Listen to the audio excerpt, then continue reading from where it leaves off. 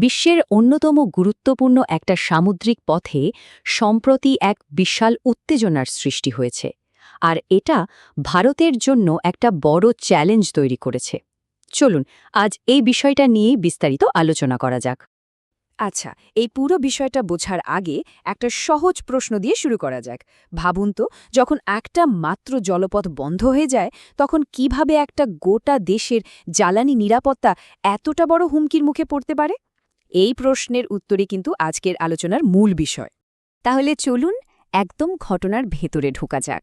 ঠিক কি ঘটেছিল হরমুজ প্রণালীতে জানিয়ে এত তোলপাড়, আমরা এক এক করে সেই ঘটনার খুঁটিনাটি বিষয়গুলো দেখব। স্লাইডের টাইমলাইনটা একবার দেখুন। তারিখটা ছিল 18 এপ্রিল 2026। ইরান কিছুক্ষণের জন্য প্রণালীটা খোলার পরই হঠাৎ করে আবার নিজেদের নিয়ন্ত্রণে নিয়ে আসে। ঠিক সেই সময়ই দুটো ভারতীয় ট্যাঙ্কার ওই জলপথ পার হওয়ার চেষ্টা করছিল। আর তখনই ইরানের রেভলিউশনারি গার্ড কর্পস মানে IRGC এর গানবোটগুলো সেগুলোর পথ আটকায়। শুধু আটকাই না, ট্যাঙ্কারগুলোকে থামাতে সতর্কমূলক গুলিও চালায়। স্বাভাবিকভাবেই এর ফলে ভারতীয় জাহাজ দুটোকে ওমানের উপকূলের দিকে ফিরে যেতে বাধ্য করা হয়। এই ঘটনায় ভারতের দুটো জাহাজ জড়িত ছিল। একটা হলো সানমার হেরাল্ড, যেটা একটা বিশাল VLCC সুপার ট্যাঙ্কার, আর অন্যটা জগ অন্নপূর্ণা বা জগ অর্ণব। আর সবচেয়ে গুরুত্বপূর্ণ ব্যাপার হলো এই দুটো জাহাজই ইরাক থেকে ভারতের জন্য অপরিশোধিত তেল বয়ে আনছিল, যা আমাদের দেশের জন্য খুবই জরুরি। এই বাধার প্রভাবটা ঠিক কতটা বড় তা শুধু একটা সংখ্যা থেকেই পরিষ্কার হয়ে যাবে। ভাবুন একবার, শুধু সানমার হেরাল্ড নামের জাহাজটাতেই আটকে ছিল প্রায় 20 লক্ষ ব্যারেল অপরিশোধিত তেল। এটা ভারতের জ্বালানি সরবরাহের জন্য যে কত বড় একটা ধাক্কা তা নিশ্চয় বুঝতে পারছেন। এই চরম উত্তেজনার মধ্যে একটাই ভালো খবর। যুক্তরাজ্য ম্যারিটাইম ট্রেড অপারেশনস বা UKMTOর রিপোর্ট অনুযায়ী এই ঘটনায় কোনো হতাহত বা জাহাজের ক্ষতি হয়নি। নাবিকরা সবাই নিরাপদে ছিলেন। কিন্তু এটা ভুলে গেলে চলবে না যে কোনো ক্ষতি না হলেও একটা বাণিজ্যিক জাহাজের ওপর এভাবে সামরিক পদক্ষেপ নেয়াটা আন্তর্জাতিক আইনের চোখে একটা অত্যন্ত গুরুত্বপূর্ণ ঘটনা। তো এমন একটা ঘটনার পর ভারত কি চুপ করে বসেছিল? একেবারেই না। চলুন দেখি ভারতের কূটনীতিক প্রতিক্রিয়া ঠিক কেমন ছিল আর তারা কতটা দৃঢ় অবস্থান নিয়েছিল। ভারত সরকার কিন্তু এই ব্যাপারে এক মুহূর্ত দেরি করেনি। বিদেশ মন্ত্রক সঙ্গে সঙ্গে নয়াদিল্লিতে থাকা ইরানের রাষ্ট্রদূতকে ডেকে পাঠায়। দেখুন, আন্তর্জাতিক কূটনীতিতে কোনো দেশের রাষ্ট্রদূতকে এভাবে তলব করা কিন্তু একটা খুব বড় পদক্ষেপ, যা দিয়ে খুব কড়া ভাষায় প্রতিবাদ জানানো হয়। ভারতের মাধ্যমে পরিষ্কার করে দিয়েছে যে এই ধরনের কাজ একদমই মেনে নেওয়া হবে না। এই ঘটনাটা আসলে দুটো দেশের নীতির মধ্যে একটা সরাসরি সংঘাতকে সামনে নিয়ে এসেছে। একদিকে ইরান এই গুরুত্বপূর্ণ আন্তর্জাতিক জলপথটাকে নিজেদের নিয়ন্ত্রণে রেখে কৌশলগত সুবিধা নিতে চাইছে, আর অন্যদিকে ভারত আন্তর্জাতিক আইন মেনে সব দেশের জন্য অবাধ এবং নিরাপদ নৌ চলাচলের অধিকারের পক্ষে লড়ছে, কারণ এটাই বিশ্ব বাণিজ্যের মূল ভিত্তি।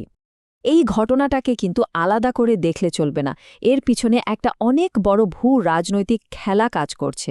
চলুন সেই ক্ষমতার খেলাটা একটু বোঝার চেষ্টা করা যাক। হরমুজ প্রণালীকে প্রায় একটা জিওপলিটিক্যাল চোক পয়েন্ট বলা হয়। এখন প্রশ্ন হলো, এই চোক পয়েন্ট জিনিসটা কি? আসলে এটা এমন একটা কৌশলগতভাবে গুরুত্বপূর্ণ সংকীর্ণ জলপথ যার ওপর নিয়ন্ত্রণ থাকলে বিশ্ব বাণিজ্য, বিশেষ করে জ্বালানি সরবরাহ, খুব সহজেই থামিয়ে দেওয়া যায়। আর ইরান ঠিক এই ক্ষমতাটাই ব্যবহার করে আন্তর্জাতিক স্তরে নিজেদের প্রভাব দেখাতে চায়। তাহলে প্রশ্ন আসেই যে ইরান কেন এত বড় একটা ঝুঁকি নিচ্ছে? এর পেছনে কয়েকটা কারণ আছে। প্রথমত, ইরান, ইসরায়েল আর মার্কিন যুক্তরাষ্ট্রের মধ্যে যে দীর্ঘদিনের সংঘাত চলছে, সেখানে এই প্রণালীর নিয়ন্ত্রণ ইরানের হাতে একটা বড় তুরুপের তাস। দ্বিতীয়ত, বিশ্বের তেল সরবরাহের একটা বড় অংশ এই পথ দিয়ে যায়। এর ওপর নিয়ন্ত্রণ দেখিয়ে ইরান আসলে আঞ্চলিক শক্তি হিসেবে নিজেদের প্রতিষ্ঠা করতে চায়। এবার আসা যাক সবচেয়ে গুরুত্বপূর্ণ অংশে।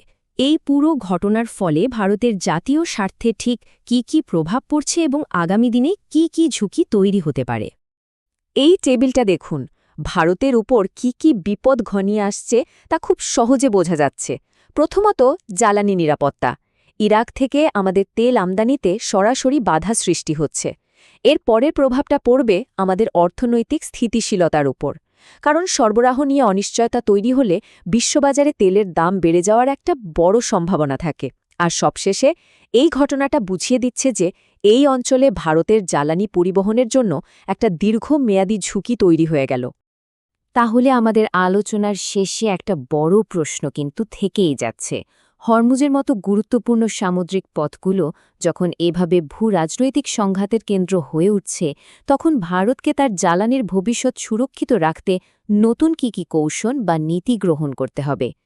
হরমুজ প্রণালীর মতো ভূ-রাজনৈতিক দিক থেকে এত গুরুত্বপূর্ণ বিষয়গুলো নিয়ে আমাদের এই আলোচনা যদি আপনাদের ভালো লেগে থাকে, তাহলে অবশ্যই লাইক, কমেন্ট আর শেয়ার করে আমাদের কাজকে সমর্থন করুন।